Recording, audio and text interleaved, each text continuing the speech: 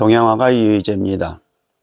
여러분이 이제 그동안 이제 고전에 의해서 기초실기를 연습을 해 오셨는데, 지금부터는 이제 그 중급 단계로 올라가서 어떻게 표현력을 강화할 것인지 이런 것에 대한 고민을 같이 해보는 시간으로 삼겠습니다. 그 5강인가 제가 이제 말씀을 드린 것 같은데, 동기창의 화 안에서 그러한 이야기가 나옵니다. 고인의 법을 최우선으로 삼고 공부하는 것은 중요하지만 그것을 뛰어넘으려면 자연을 스승으로 삼아야 된다라는 이야기를 이제 했고, 또 헤겔의 미학 강의에서 나온 그 가장 중요한 미는 자연에 근거하지 인간의 내면에 근거하지는 않는다, 이러한 얘기야. 또 작가가 창작을 할 때 자신의 내면에 근거를 해서 작품을 표현을 하다 보면 그릇된 방향으로 흐르고 또 어느 순간 매너리즘에 빠진다, 이렇게 해서 이제 작품이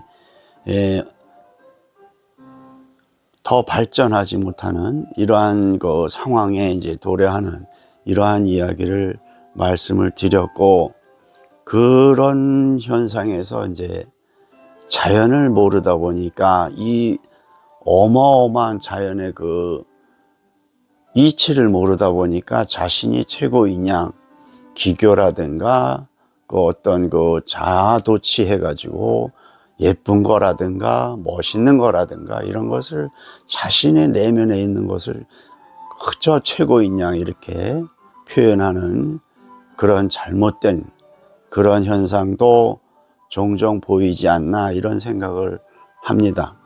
그래서 이제 제가 이 시골에서 이 자연의 돌을 이제 하나 선별해 왔습니다. 이 작은 돌이지만 이것을 이제 크게 표현하면 바위가 되는 것이고, 여러분이 이제 기초실기에서 바위는 3면이 있어야 된다라고 이제 기본적인 걸 배웠습니다. 자, 여기에서 한 발짝 더 나가서 표현의 능력을 강화시키려면 3면뿐만 아니라 다양한 면이 있습니다. 이것을 여러분이 이제 어떻게 느끼고 표현하고 또 관찰해서 여러분 것을 안출할 것인지에 대한 것은 이제 같이 고민하는 그러한 시간으로 삼겠습니다. 그 현존 작가 이우환이 그 분의 이제 이야기를 한번 여러분에게 잠깐 말씀을 드리면, 그분의 작품은 이제 이렇게 철판, 두꺼운 철판 위에다가 이 커다란 돌 덩어리를, 둥근 돌을 갖다 올려놓고 이제 그것이 이제 작품으로 승화를 시켰습니다. 그것을 보면 이제 무엇인지 왜 그렇게 했는지는 알 길이 참 모호합니다. 그렇지만 그분의 한번 이야기를 한번 참고 삼아서 여러분에게 말씀을 드리면, 이 돌은 인간이 태어나기 그 이전부터 존재해왔던 어마어마하게 많은 시간을 내포하고 있는 이 쓸데없는 그러한 물체, 이렇게 이야기를 합니다. 우리는 그냥 늘상 봐왔고 흔하게 지나쳐왔던, 무심하게 지나쳐왔던 이 작은 돌인데, 그분은 엄청난 미학과 철학과 학문을 통해서 이렇게 재해석하는 그런 분인데, 우리가 아는 만큼 보인다, 또는 보는 만큼 보이는 만큼 표현할 수 있다. 많은 것을 보는 것보다 더 중요한 것은 깊이 있게, 색다르게, 다르게 볼 수 있는 그러한 눈을 키우는 것이 더 중요하다, 이러한 이야기가 있습니다. 여러분 이제 앞으로 이 돌, 하나 가지고 어떻게 표현할 것이고, 또 하나를 그려보고 둘과 셋을 또 관계를 어떻게 맺을 것인지에 대한 것을 한번 여러분에게 최선을 다해서 보여드릴 것이니까, 여러분도 공부하시면서 이 이치를 한번 깨우치고 느끼시기 바랍니다. 독필준으로 이제 바위를 한번 그려볼 건데, 어떻게 이제 삼면 외에 그려지는지 이런 것을 한번. 독필준은 이제 그 물기를 좀 빼서 건필로 할 때 이 독필준이 잘 나옵니다. 그러니까 물기가 너무 많으면 이 독필준이 잘 안 나오고,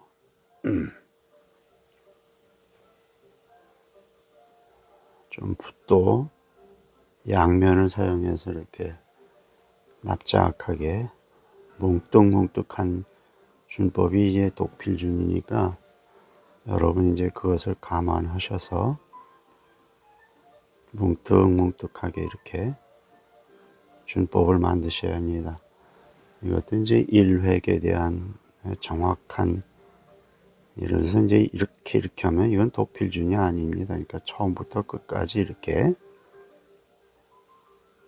철저하게 이제 일획에 의한 준법이라 해야지, 일획이 아닌 그 준법은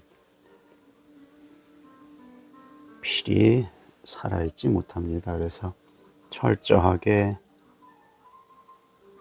일획에 의한 독필준을 만들어 주시기 바랍니다.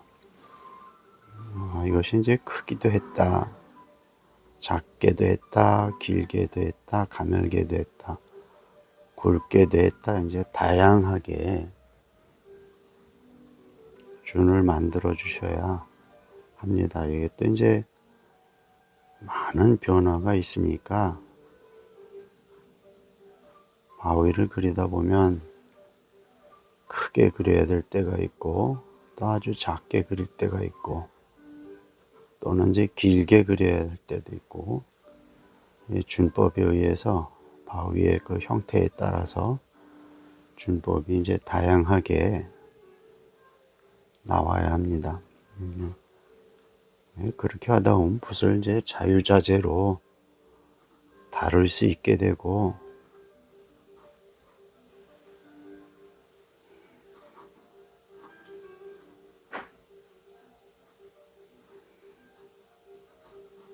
그것이 이제 익혀지다 보면 이제 능수능란하게 붓도 다룰 줄 알고, 준도 만들 줄 알고,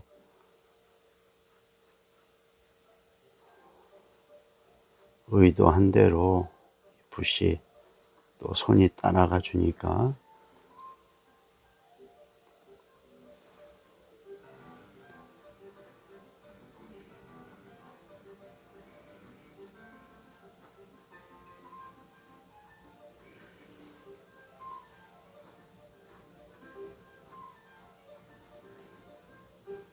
지금 이제 먹이 좀 조금씩 이제 흐려집니다.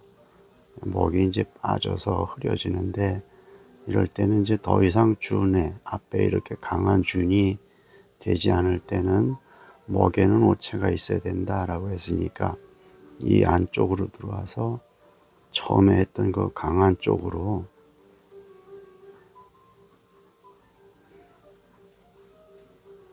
이 하얀 부분, 밝은 양을 없애주는 겁니다. 독필준으로 철저하게. 먹에는 오체가 있어야 된다. 앞에 이제 진하게 준이 그려져 있는 거는 진한 먹은 흐린 먹에 해칠 수 없다.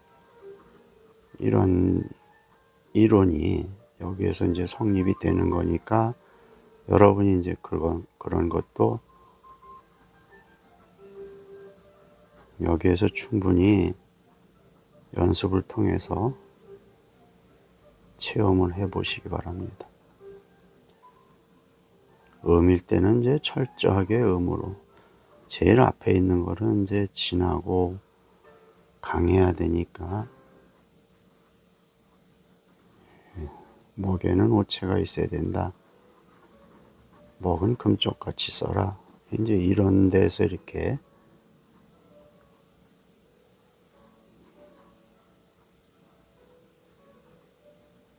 입증이 되고 이제 가능한 이럴 때 이제 목색이 또 맑게 되는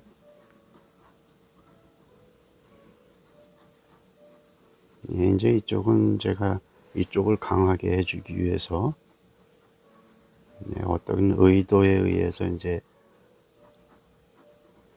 강하게도 하고 약하게도 하니까 이쪽은 제가 의도 이쪽이 좀 약하고 이쪽을 좀 강하게 해주기 위해서 이 하얀 거 양을 완전하게 이제 음으로 하지는 않겠습니다. 이런 정도로 하고 다시 목을 찍어서 새로 목을 찍을 때는 앞에서 이제 충분하게 목을 뺐고 물기도 빠졌으니까 살짝 붓끝을 물그릇에 붓끝을 이제 살짝 대면 빠진 만큼 물이 이제 흡수해서 들어오니까 붓을 새로 씻지 말고 살짝 대서 빠진 만큼 이제 물이 들어오면 그것을 이용해서 이제 또 목을 또 찍고 그리는 겁니다. 그렇게 해서 이제 5번, 6번 정도 사용을 하시고 그 후에는 이제 다시 한번 붓을 씻어서 처음으로 돌아가는 겁니다. 그렇게 해서 또 5번, 6번 정도 또 쓰다가 다시 한번 찍고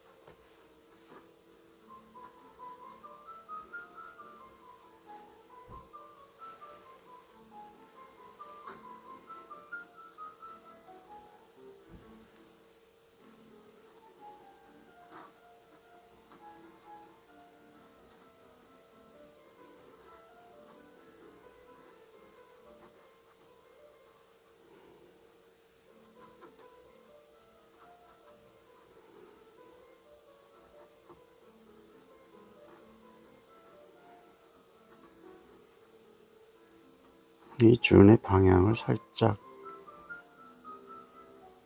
방향을 바꿔주면 그 한 면이 나옵니다. 그래서 다양한 면이 이쪽으로 올리고 이쪽으로 수평으로 하고 다시 올리고 해서 여기에서도 같은 면인데 방향을 살짝 틀어서 한 면에서도 여러 면이 이제 이렇게 나올 수 있는 같은 방향으로 계속 하시지 말고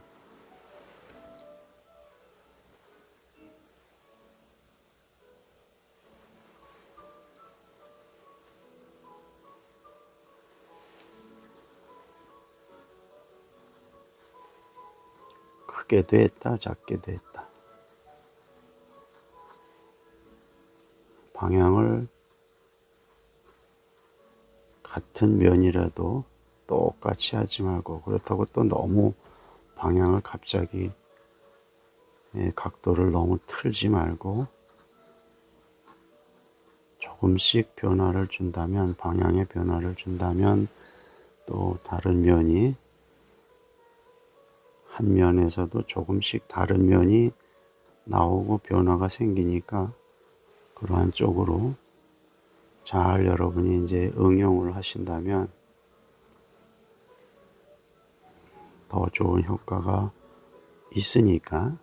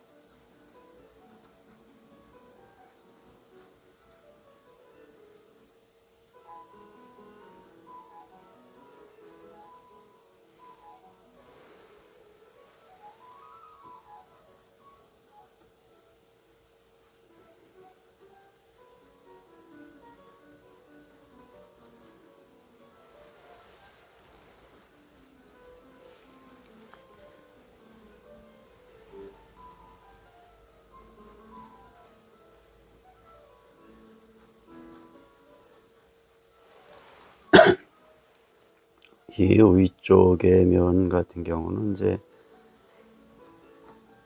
밝은 면이니까 이렇게 강한 면이라든가 강한 준이라든가 큰 준을 안 하고 가급적이면 이제 작은 준, 그 다음에 이제 가늘고 긴 준으로 밝은 느낌이 이제 들 수 있도록 이렇게 하셔야지 위쪽에다 강하게 하거나 음을 많이 줘서 밝은 느낌이 덜 든다면 그만큼 이제 입체감이라든가 명암이라든가 이런 것이 잘 드러나지 않으니까 가급적이면 이제 가늘고 작고 그런 준으로 이렇게 해주시기 바랍니다. 여기에도 이제 같은 면이라도 방향을 살짝 틀어서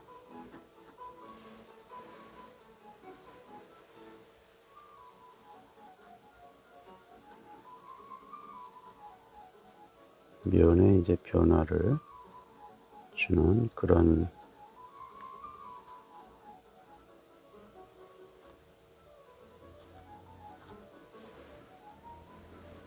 형상을 만들어 주시면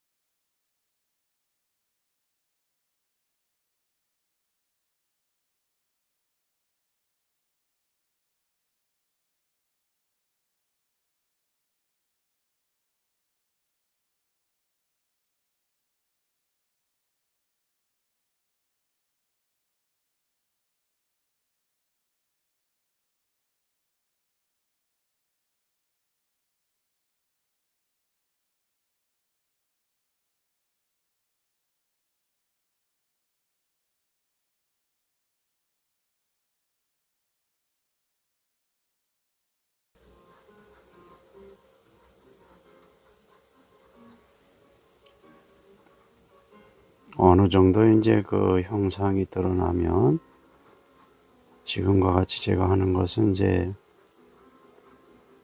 거의 이제 먹이 아주 흐린 먹, 단목이나 이런 것입니다. 근데 이 단목을 가지고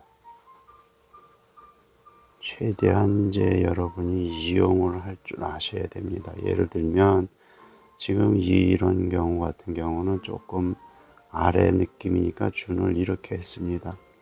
아래다라는 건 조금 밝은 가운데 덜 밝은 거고 오이다 하는 거는 이제 밝은 가운데 더 밝은 겁니다. 그래서 준으로 물론 해줬지만 이 단목이 나올 때는 이것을 그대로 다시 찍지 말고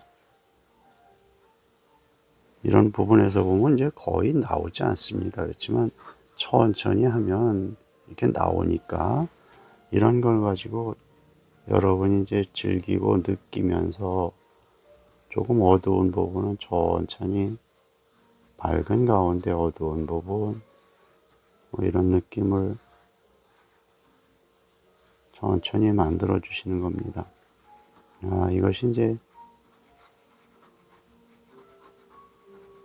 굉장히 이제 그 깊은 느낌 이런 것이 나오니까 지금 이제 더 이상 나오지 않을 때는 지금은 이제 큰 먹이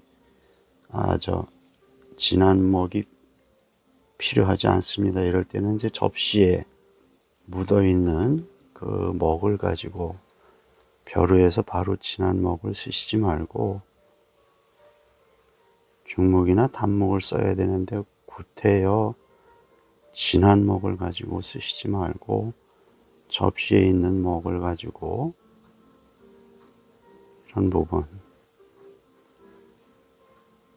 이제 물기가 좀 있지만 이런 부분에서는 이제 이렇게 발임하듯 아주 철저하게 음을 만들어 주시는 겁니다. 그리고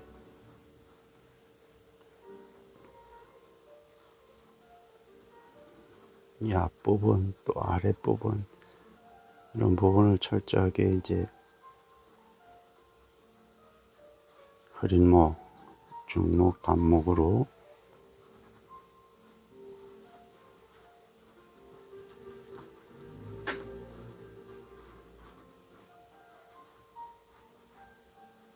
아주 깊은 느낌을 표현할 수가 있습니다. 그래서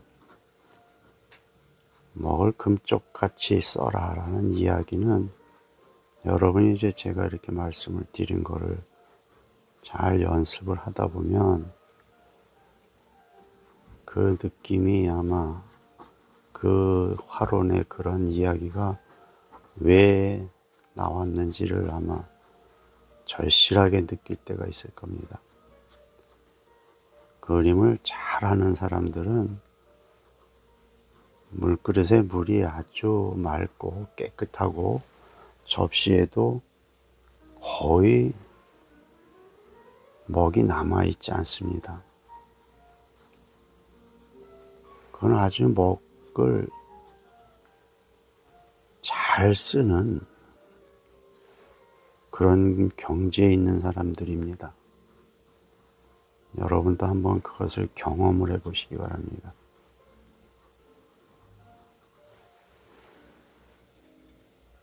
먹을 잘 쓰지 못하는 분들은